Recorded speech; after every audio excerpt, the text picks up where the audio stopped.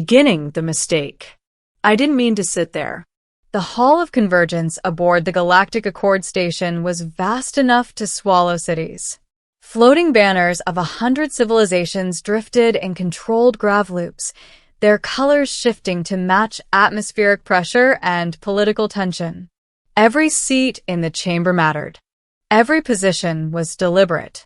And I, Elias Ward of Earth, Logistics Officer, Junior Human Delegate, sat in the wrong one. I realized at the instant the murmur stopped.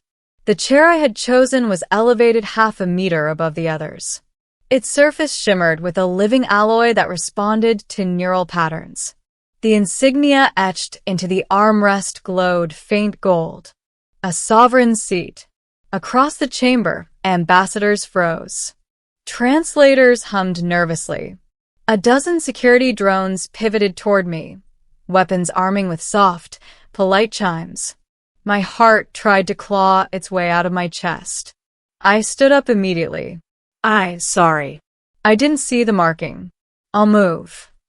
Too late. A presence shifted beside me. The air cooled. The chamber lights dimmed instinctively, as if reality itself had decided to pay attention. She was already there. Queen Asarai of the Volari Dominion. She did not look angry, which terrified me far more than if she had. Tall, luminous, her skin carried a subtle bioluminescent pattern that mirrored distant nebulae. Her crown was not metal but a halo of controlled gravity fields, bending light around her eyes. She had ruled for over 3 centuries. Empires had collapsed at the sound of her displeasure. She looked at me. I looked back. And in a moment of catastrophic human reflex, I sat back down. The chamber inhaled sharply. I was dead. I knew it. Some part of my brain was already drafting the apology my ashes would never deliver. Then her fingers brushed mine. Not hard. Not commanding. Gentle. She took my hand.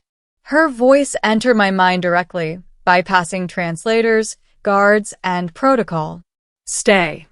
Middle, the silence that followed. The word echoed louder than any scream. Security drones powered down mid-hover. The ambassadors stared. The Volari High Guard, warriors bred and trained to die for her, did nothing. I sat there, frozen, my hand warm in hers.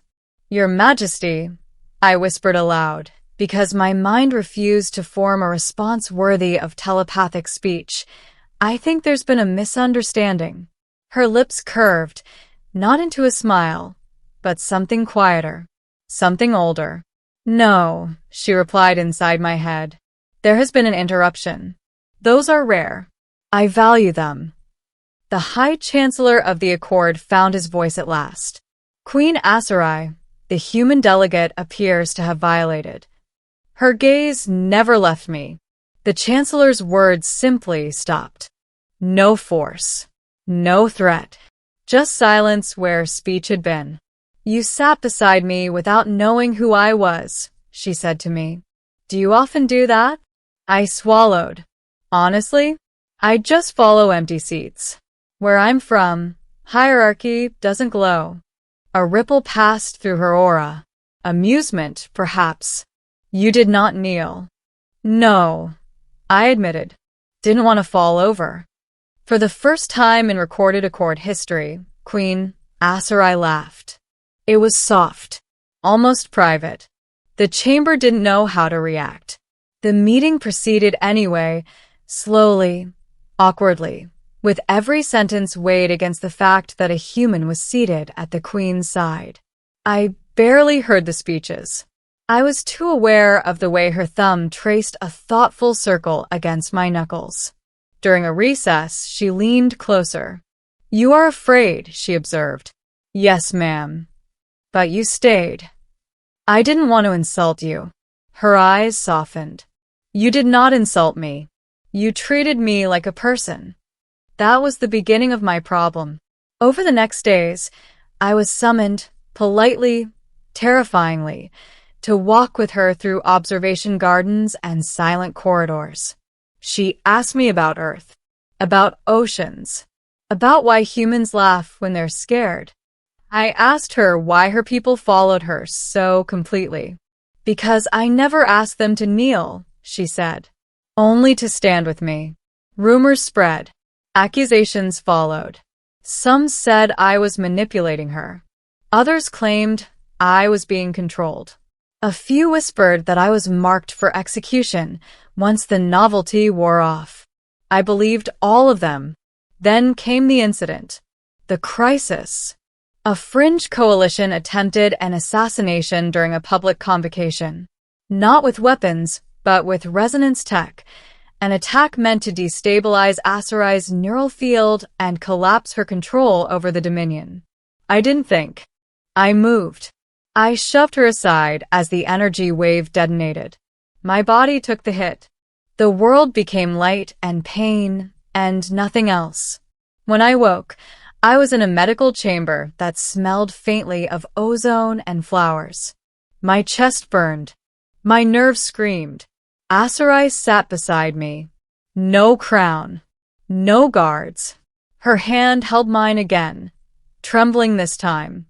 You interposed yourself, she whispered. I winced. Reflex. Sorry if that was rude. Her psychic presence surged. Grief, fury, something dangerously close to fear. Do you know what you have done? Ruined my career? She pressed her forehead to mine. You reminded me what it means to be protected, without obligation. The attackers were erased from history within the hour. Entire fleets surrendered without resistance. The galaxy shifted its balance slightly to the left. And still, she stayed there. With me, ending the choice. I recovered slowly. Human physiology adapted poorly to resonance trauma, but Valari medicine was persuasive. When I was finally strong enough to walk, Asarai asked me to return to the Hall of Convergence. This time, every eye followed us. She led me, not beside her throne, but to a neutral dais. I must speak. Her voice echoed across the chamber, audible now to all. I have ruled by strength, wisdom, and distance. I believed those were necessary to protect my people. Then a human sat beside me by accident and reminded me that isolation is not the same as safety. Murmurs surged. She turned to me. Elias Ward of Earth, you owe me nothing. You are free to leave this station, return home. Forget this ever happened. My heart pounded. And if I don't, her hand found mine again. Then stay.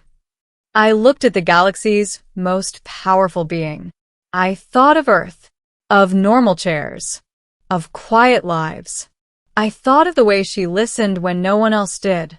I think, I said slowly, I sat in the right place after all. The chamber erupted, not in outrage, but in stunned silence. Queen Asarai smiled openly now, not as a ruler, but as a woman who had asked someone to stay and been answered. And for the first time in centuries, the galaxy felt human. Yendi,